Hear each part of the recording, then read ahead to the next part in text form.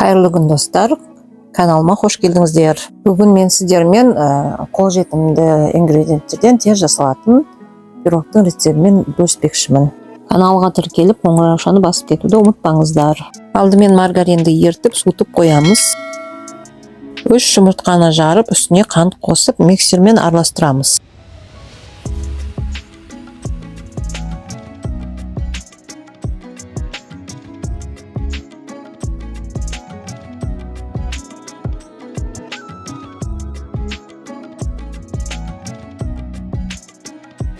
Үстіне айран қосамыз.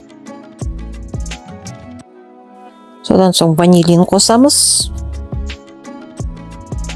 Оның жартысын және қопсытқышты қосып араластырамыз.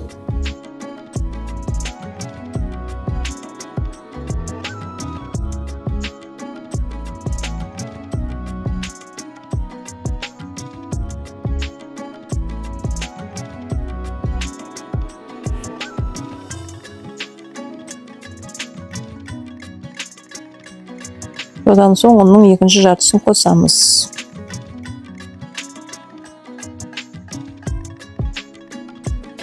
Барлығын жақсылап араластырамыз. Біркелкі болып шығу үшін миксермен тағы да бір рет араластырып жібереміз. Дайын болған қамырды май жағылған кекстің қалыбына құямыз.